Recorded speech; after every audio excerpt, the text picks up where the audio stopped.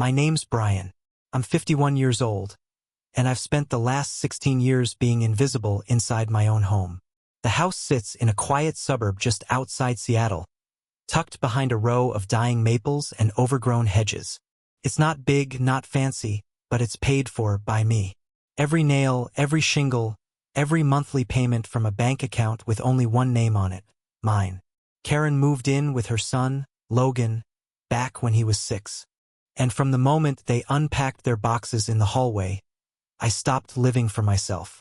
Karen came with a smile that softened any resistance, and Logan came with a chip on his shoulder, freshly sharpened by a father who knew how to vanish without a trace. Todd, that was his name, is technically. Somewhere out there he still exists. A man who managed to give life without ever being part of it. He'd text Logan on birthdays sometimes. A few words. Happy B-Day, bud. Maybe an emoji. Then radio silence until Christmas, when he'd send a photo of himself grinning beside a fish or a new girlfriend. Todd was a seasonal myth, something Logan bragged about when it was convenient and ignored when it wasn't. But when he did mention him, it was always with reverence, like Todd was some weathered outlaw roaming the country instead of a coward ducking child support. And me? I was the man who showed up, who stayed. No one asked me to. I wasn't recruited or pressured. I chose it. I married Karen knowing Logan came with the deal. I told myself I'd earn my place. Slowly, steadily. I wasn't trying to replace anyone. I didn't want the word dad thrown around like confetti. I just wanted to be seen. At first, I thought I could break through. I remember driving Logan to soccer practice after his coach yelled at him for missing a goal. He sat beside me in silence, trying not to cry. I didn't say much, just turned up the music and let the ride be quiet. After a few minutes, he said, barely audible, "Thanks for coming." That was enough for me. I thought I was on the right track, but that track led nowhere. The years came and went. I was there for every school project, every sprained ankle, every parent-teacher conference. I picked him up when he got in trouble. I paid for his braces, his therapy sessions when middle school became too much, his laptop when he got accepted to college. When the FAFSA didn't cover enough, I picked up the difference. I took on extra freelance contracts, pulled from retirement savings. I never complained.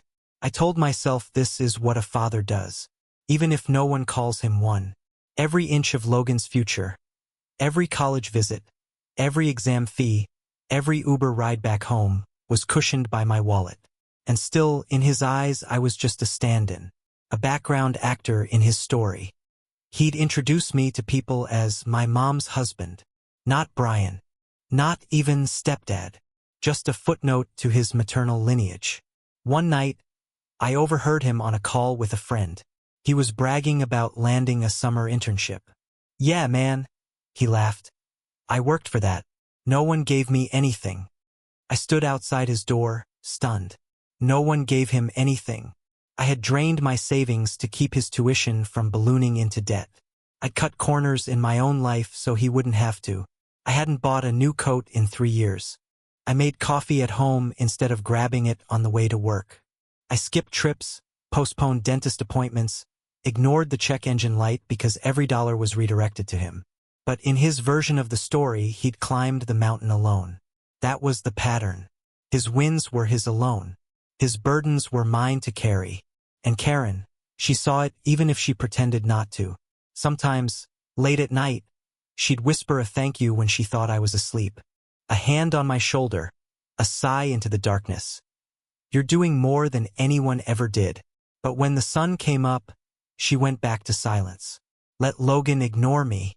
Let the hierarchy remain. Logan wasn't cruel in the way people usually mean. He wasn't violent. He didn't yell. But he was cutting in subtler ways. He rolled his eyes when I gave advice, dismissed my opinions.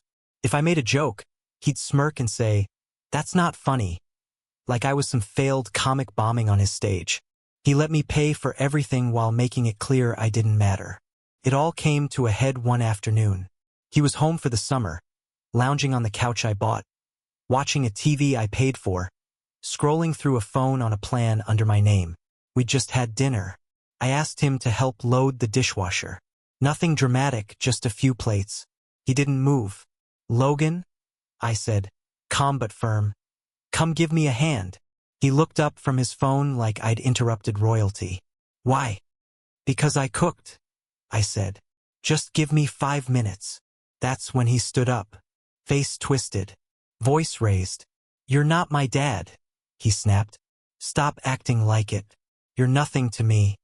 He said it like he'd been saving it, like the sentence had been fermenting in his chest for years, and he finally decided to pour it out. The room went still.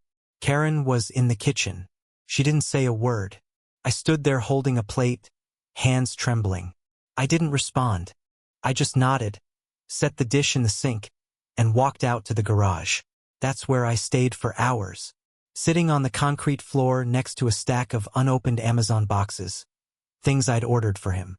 A new backpack, a desk lamp for his dorm, headphones he'd mentioned wanting. I stared at them, wondering how much money I'd spent on a boy who saw me as nothing. And when I walked back inside that night, I didn't speak a word. I moved through the house like a shadow. I slept beside Karen in a bed we shared, our backs turned, her silence louder than any apology she refused to give. The next day, I started closing accounts. I canceled the spare credit card linked to his expenses, logged into the tuition portal and removed my autopay, changed the passwords on the streaming services, checked the car insurance policy, saw his name and took it off, quietly, without announcement. No drama, just a simple reversal of every thread I had tied between us.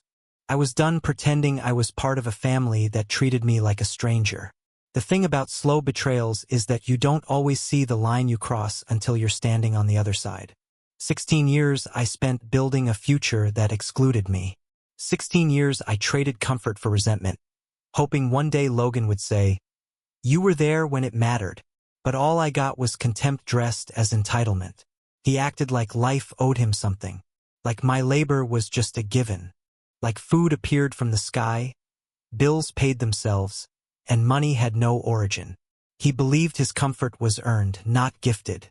His confidence, his college, his clean, uninterrupted life, he thought that was just how things worked.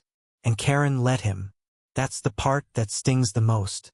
She saw the cracks. She knew what it cost me, but she chose peace over principle. She let Logan write me out of his story because it was easier than confronting him. And now the foundation is gone. The house still stands. The photos still hang on the wall. But the core, the belief that I belonged here, has rotted away. I didn't lose a son. I never had one. I lost the illusion that I mattered. That's what collapsed. I don't want an apology. It's too late for that. I want clarity. And I finally have it. Logan shouted the truth in my face, and I listened. "So tell me, what would you have done? Would you have stayed silent? Would you have kept paying? Would you have endured another year, another dollar, another breath in a house where your presence was treated like a debt? Or would you have done what I did, and finally stopped pretending?" The week before Logan's wedding, I took off from work and told no one. No calls, no errands. Just me, the garage, and the box. It was a simple gift, a wristwatch. Not expensive, not flashy. Leather strap, brushed steel face. I'd had it custom engraved on the back. A single line that I thought summed up everything I'd been too proud, or too afraid, to say out loud. To the boy I raised, even if I was never called Dad. That line took 2 hours to write and 10 seconds to regret. I should have kept it blank. Should have handed him a receipt and told him to buy whatever he wanted. But part of me, the part that still bled despite everything, hoped maybe, just maybe, he'd look at it and understand what it meant. I wanted him to see my years, my sacrifice, my silence. I wanted the weight of that gift to land somewhere in him, like a seed that would grow long after the wedding dust had settled. But seeds don't grow in stone. The night before the ceremony, we gathered for the rehearsal dinner. Dozens of faces I barely knew. Laughs too loud. Toasts too long. Logan was in the center of it all, glowing like a man who believed he'd built his life alone. His fiancée, beautiful, sharp, held his arm like a trophy. Karen sat beside me, quiet.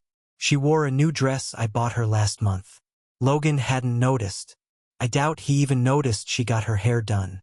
I waited until dessert was cleared before handing him the box. I stood, just a small gesture, a hand reaching toward him, offering the watch in a plain black case. He opened it, read the back, and then laughed.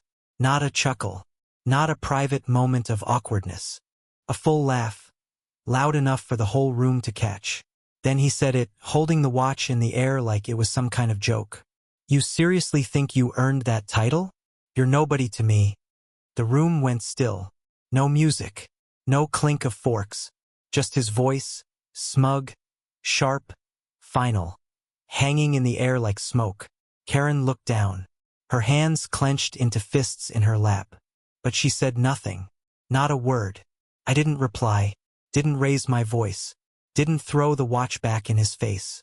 I just lowered the box, sat down, and swallowed what felt like glass. It wasn't anger that filled me.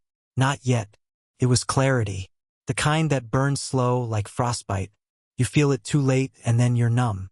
I didn't sleep that night. I sat on the edge of the bed, staring into the dark, the sound of his voice replaying over and over again. "You're nobody to me. Nobody." It was done. The part of me that still hoped, gone. Incinerated. I wasn't going to argue for a seat at a table I built with my own hands. So when we got home, I did what I should have done years ago. I shut it all off. The tuition payments? Cancelled. His final semester would be on him or on Todd, whichever fantasy he was still clinging to. Every card with his name on it? Gone. I logged in and removed him from the shared credit line. I froze the emergency card he used for gas, groceries, late-night fast food. Health insurance? Terminated. I'd added him to my plan years ago when he turned 19. Said it would be easier that way. He never thanked me, never even asked. Just assumed it would always be there. I removed him, then the car. The one I helped him pick out. The one I co-signed on even though I knew better. The car he bragged about to friends called a gift from the universe in some graduation speech that conveniently forgot my name. I towed it, took it back. He didn't own a single thing outright. And now he owned nothing. The phone he used wiped. I logged into the carrier, shut off the number, reclaimed the device. His laptop, also under my plan, locked. I didn't wipe the data. I wanted him to see the files. I wanted him to open it and realize the bridge had burned at both ends. And Todd? The man Logan held up like a sacred relic. The ghost he called Dad with so much misplaced pride? I left him a voicemail. First one in a decade. "Logan's yours now. In every way. Time to step up." He finally got what he wanted. Then I blocked his number. I didn't want an argument. I didn't want excuses. I just wanted silence. The next morning, Karen asked if I wanted to head to the venue early. Help set up, meet her sister, look at the flowers. I told her I had errands. She didn't press. She didn't know yet. She would. That afternoon, I sat alone in the garage. Same spot where I'd sat after Logan told me I was nothing. The silence felt different now. Not empty, clean. Like a storm had come through and washed the place of its rot. Then the calls started. First from Karen. Then Logan. Then unknown numbers I knew were his fiancée's family. I didn't pick up. They left voicemails. Some angry. Some frantic. One from Logan, nearly screaming, "What the hell did you do? You ruined everything. You selfish piece of..." I deleted it halfway through. By 5 p.m. The wedding was officially postponed. They told guests it was a logistical issue. But people talk. Word spreads. One of his friends leaked the rehearsal dinner moment on social media.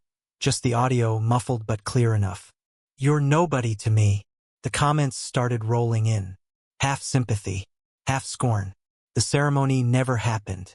The venue canceled. The vendors kept the deposits. By midnight, Logan had sent me an email.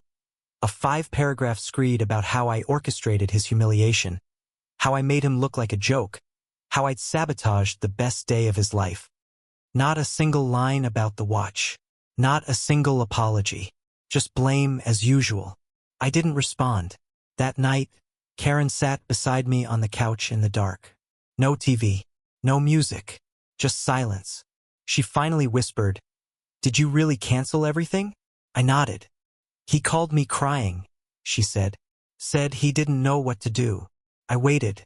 She turned toward me, eyes shining, voice barely above breath. "Brian, you've always been his only parent. And that broke something in me. Not from pain. Not from guilt. From relief. 16 years and someone finally said it. But it didn't change anything. It didn't fix what had already collapsed. Because now he was someone else's problem. Let Todd explain why there's no health insurance. Let him cover tuition, car payments, phone plans.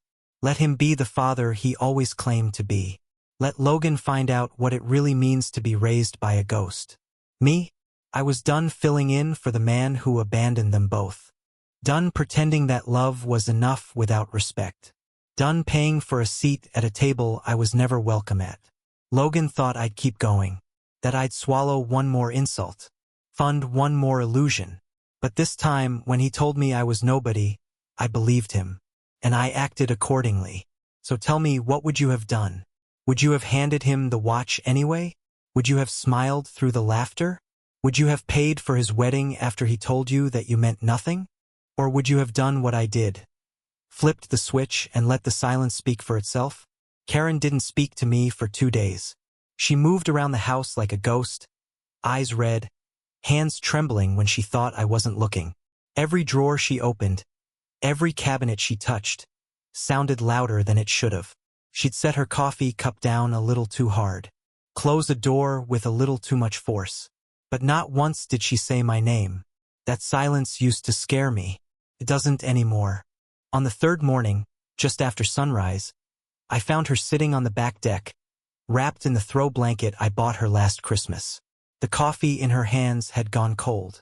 She didn't turn around when I opened the sliding door, just sat there staring at the lawn. "He's not speaking to me," she said. I waited. I tried calling, texting. He won't answer. Still, I waited. She turned to me slowly, eyes hollow.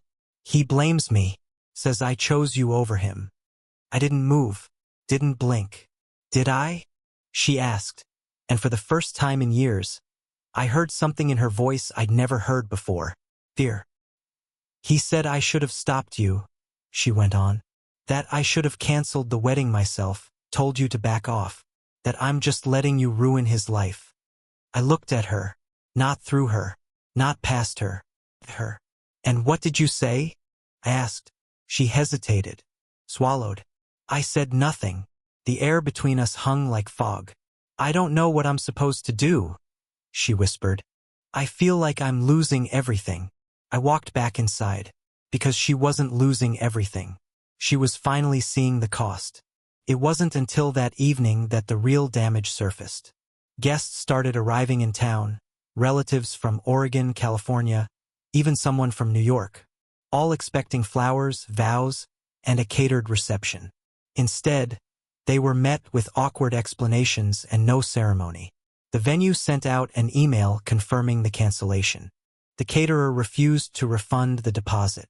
People started calling, asking what happened. Whispers traveled faster than facts. Some heard that Logan had backed out. Some said the bride had gotten cold feet. Others, the truth, that something went down at the rehearsal. Something bad. Karen's sister texted me a screenshot. "You're nobody to me." Those words, they were out in the world now. Immortalized. And Logan hated it. He sent me a new message. This one more careful. A long email with carefully chosen words. No swearing this time. No threats. Just one slow, bitter paragraph after another, stacking blame like bricks. "You've always resented me. You manipulated Mom. You used your money to control everything. Not a single mention of the watch. Not one apology for what he said, for what he caused. The wedding never happened, but the aftermath hit like a funeral." Logan's fiancée posted a photo of the empty venue. Captioned it, "Not everything goes to plan." Her comment section exploded. Friends offering support. A few digging for dirt. She deleted the post after an hour. Karen started drinking wine with lunch. Just a glass, but I noticed. She sat on the couch every night, scrolling through her phone like she was looking for a version of the story where none of this happened, where we were still a family, where Logan still looked at me with something other than contempt. But that story didn't exist. And she knew it. She stopped defending him. That's how I knew something had cracked. One night, she sat down across from me at the kitchen table. No wine, no makeup, just her and a question she'd never dared ask before. "Why now?" she said. "After everything, why did you finally walk away?" I set my fork down. "Because I realized no one else was going to stand up for me." She blinked. "For 16 years I carried him. Quietly, without thanks, without acknowledgement. I gave him a future. I built a home. And every time he cut me down, you looked away. I didn't mean to." "You did nothing," I said. The words landed hard. She didn't speak. "You let him speak to me like I was an employee, a stranger. And every time I asked you to step in, you said, 'He's young. He'll come around.'" I leaned forward. "He didn't. And now he's a man. And this is what he's become."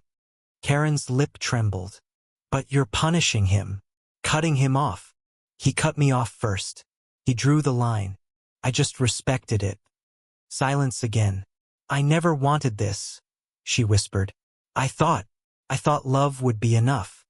"Love without respect is servitude," I said. "And I've been a servant in this house for 16 years. She looked down at her lap, and for the first time she didn't argue. A day later, Logan showed up. No warning, just the sound of tires on gravel, followed by 3 sharp knocks on the front door. Karen rushed to open it. I stayed seated. Logan stood there, pale, jaw tight. No suit, no bride, just a man whose world had shrunk down to the consequence of his own voice. "Can we talk?" he asked. Karen stepped aside.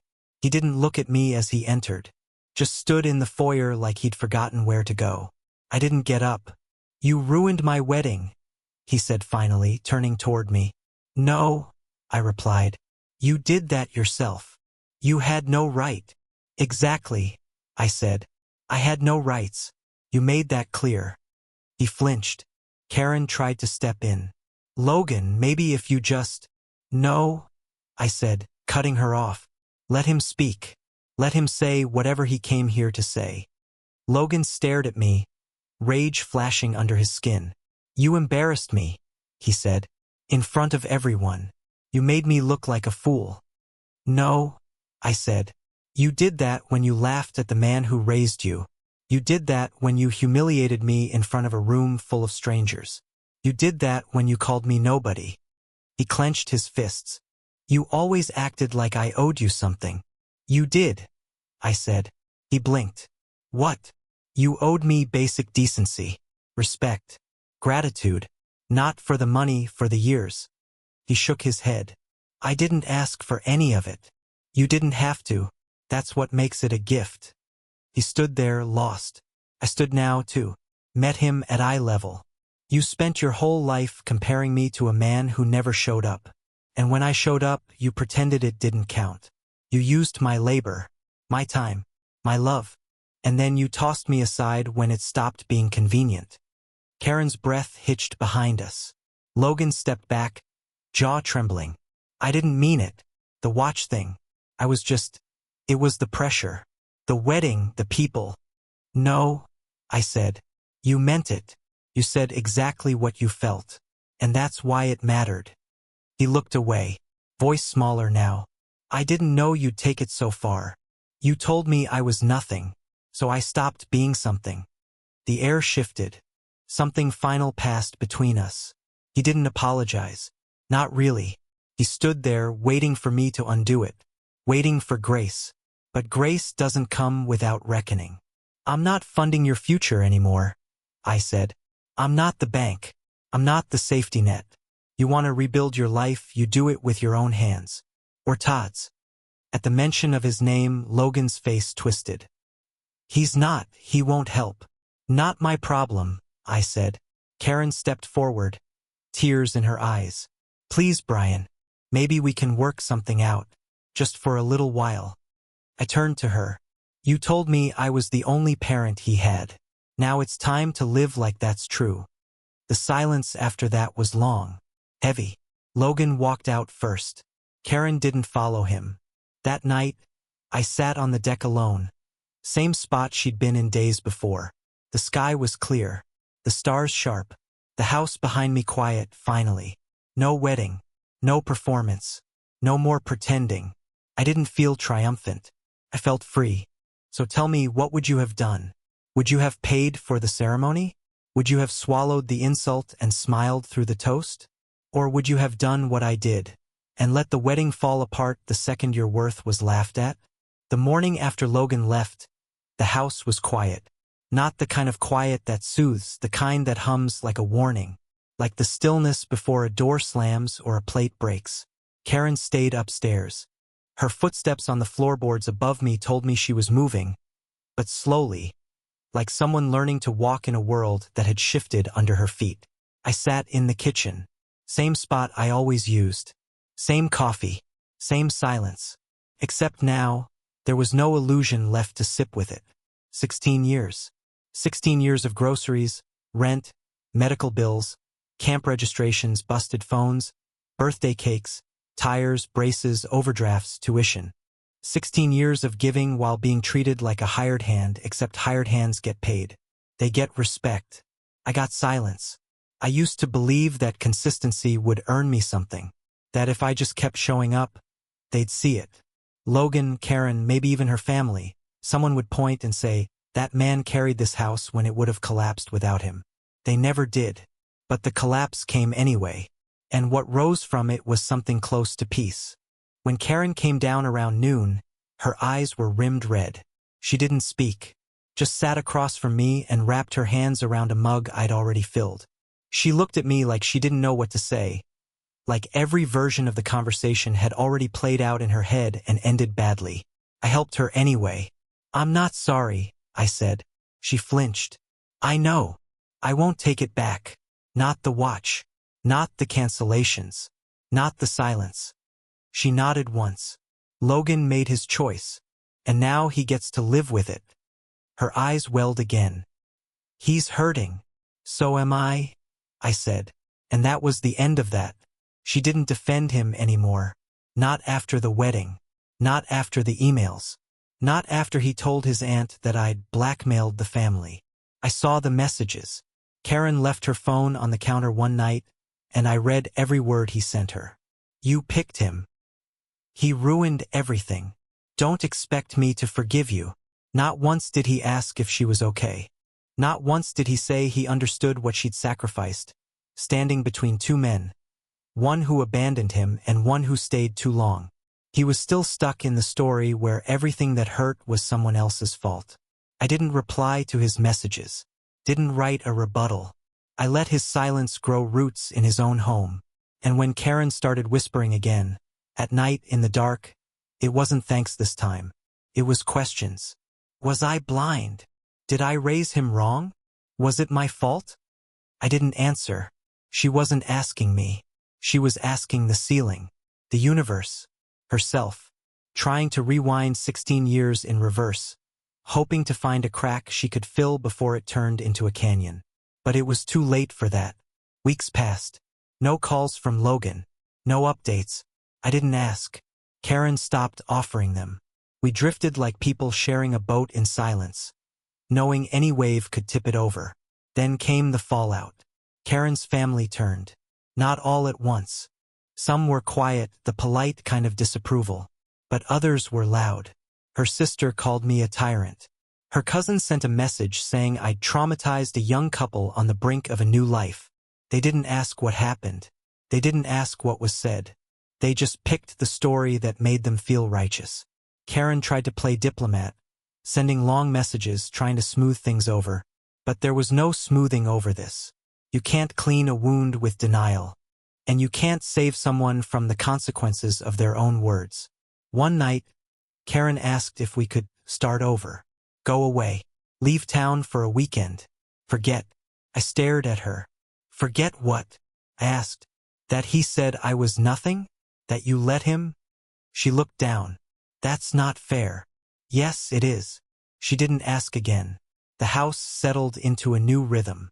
Quiet dinners, separate screens, long stretches without conversation. It wasn't hostile, just hollow. And in that hollowness, I found something I hadn't tasted in years. Freedom. No more checking my bank statements for Logan's charges. No more racing to transfer money before his tuition bounced. No more hearing him complain about how slow his laptop was, the laptop I bought while calling Todd to brag about his grades. No more being a donor without a name. I'd become a ghost, but now I was the one doing the haunting. Sometimes I caught Karen looking at me.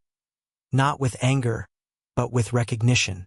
Like she was finally seeing the full cost of the life I'd built for her. The emotional mortgage I'd been paying while she stared out the window. One night, she sat beside me on the couch and whispered, "I think I lost both of you." I didn't argue. She had. Logan vanished, not literally but emotionally. No more voicemails. No more drop-ins. Whatever remained between us had burned to ash, and he had no intention of sweeping it up. Karen stayed, but only physically. She cooked dinner, folded laundry, asked polite questions. But there was a distance in her voice, a weight behind her eyes. She was grieving something she never protected. And I was letting her, because I was done fixing things that didn't want to be repaired. And then came the final letter. Handwritten. No envelope. Left on the front porch like a coward's apology. I found it in the morning. Folded clean. No name on it, but I knew the handwriting. I'd seen it on birthday cards, school forms, college applications. Logan. It wasn't long. Just a page. He said he wasn't proud of how he spoke to me. That he didn't mean it the way it came out. That he was stressed, pressured, unsure of what to say. That he thought I'd understand. That I was always the calm one. But there was no apology. Just a request. If you still want to help with the tuition, I'd be grateful. I read the sentence 5 times. Not sorry. Not wrong. Just if you still want to. Like the bridge was still standing. Like the match hadn't been struck. I set the letter down. Didn't tear it up. Didn't burn it.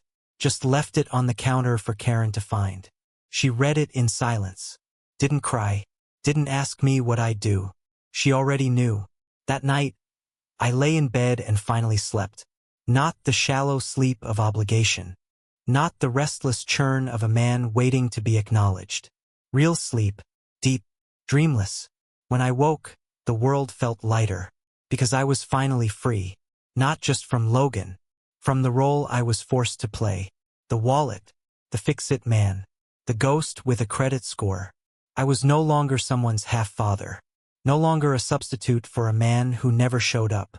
No longer a man hoping to be thanked before the end. I didn't get thanks. I got silence. And silence, in the end, is honest. Logan made it clear. Karen stayed silent. And I stopped pretending. I don't know what happens next. Maybe she leaves. Maybe she stays out of comfort or guilt or fear. Maybe Logan finds another man to resent. Maybe Todd resurfaces, offering a loan or another blurry picture with a fish. But none of that's mine anymore. I'm not his father. Not his bank. Not his scapegoat. Just a man who gave everything and then gave himself back. So tell me, was I wrong? Was I cruel? Or was this the only way to remind them that love is not license, and sacrifice without respect becomes a prison? You decide. But know this, I finally walked out of the cell, and I'm not turning back.